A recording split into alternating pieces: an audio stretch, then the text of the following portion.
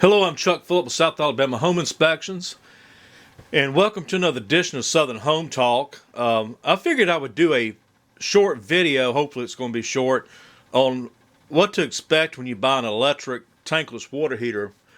And, I went and looked at the reviews on this, and I figured, well, it's cheap enough. Why not give it a shot? I've always been a big skeptic of these electric models, but this one claimed that it could put out as much as 130 degrees heat. And so I was really in doubt of that as well. And anyway, you can look at this. I've actually got the hot water running in the kitchen sink, and it's doing everything it can just to produce 107 degrees at that fixture, and it's just a few feet away from here. And so just know about these tankless electric water heaters. Probably any of these that are going to really produce any sort of heat are going to be ones that's going to require probably a 70 amp breaker or better running into the thing. And I kind of question the efficiency of that if you're having to run such a large breaker to these. And even the wire size has to be a lot bigger as well. And so, but the reason why I wanted to try this one is because it claimed it could work on a 30 amp circuit and with 10 gauge wire, which is what I already had coming into this room.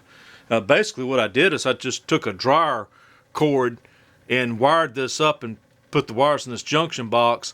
And another thing I had to be mindful of as well is that's European coating on the wire color, so I had to find out which one was the actual neutral in that. So it took me a little bit of a learning curve to go through that.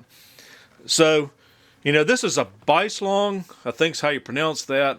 It's real small. This thing was light as a feather. Like I said, I think I paid less than $100 for it. So it's kind of an interesting experiment to do.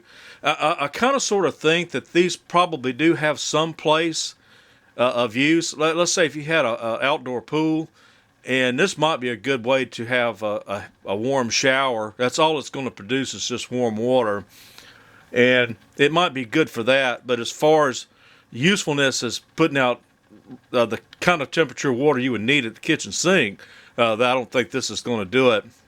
But if all you have is electric coming into your home, I think the best water heater to evaluate is probably one of those heat pump style water heaters. They can actually, they're really efficient. They last a pretty good while, and they can also dehumidify as well as cool. Let's say probably a good place for that would be like the garage.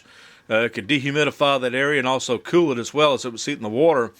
But if you have natural gas, I will say that natural gas is really the way to go. I have a Renai on the side of my house. It really works well, and I've had it about 3 years now, and they pretty much have a service life of around 20 years if you maintain them.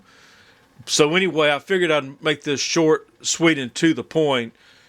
Just really do your homework well, but even I think I did with this. I mean, this actually had really good reviews, and it's not putting out no 120, 130 degrees like what I read in the article. So, but there again, I wasn't expecting it to do it anyway.